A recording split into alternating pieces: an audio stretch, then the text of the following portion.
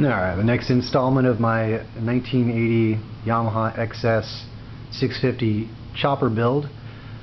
Since the last video, I've had the engine apart and I've put new rings on it and new timing chain guides. The plastic pieces were broken and in the crankcase filters. I put a little splash on the paint, a little splash of paint on the jugs to give it that kind of cool old school look. I lapped the valves. They were actually in good shape. The intakes needed nothing. The exhaust took a little bit of lapping. And new valve guide seals, head gaskets, and etc. So the engine's tight and good to go. I've completed the mods on the frame. See, I've changed the angle of this, and there's my new shock pickup where these two tubes intersect, just all welded together. I've added the mounts for this aftermarket seat here. Just got 3 bolts. You can see that, and there we go.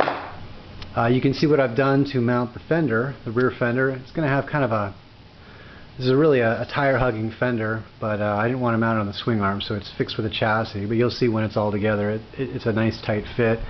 I welded in this tube here and a couple of just tabs, and then a plate on the fender and some bolts. And then there's one more right down there, and just sort of locates it.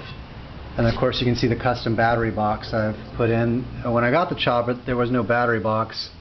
The battery was just sitting down on the swing arm with a bungee cord holding it onto the bike.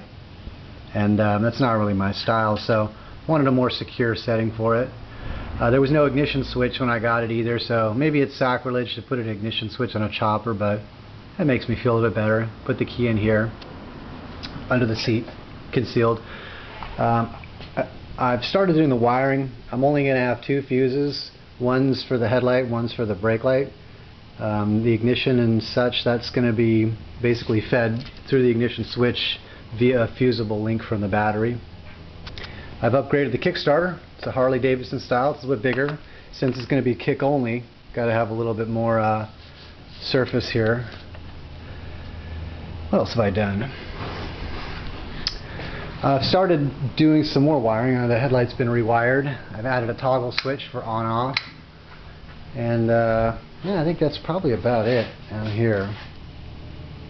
So this afternoon I'm going to do more wiring and get rid of all the, or nicely conceal all the stator wiring and the regulator wiring, and kind of begin to put the bike back together and start shaping up and probably be rideable in about a week. So yeah, stay tuned. Thanks for watching.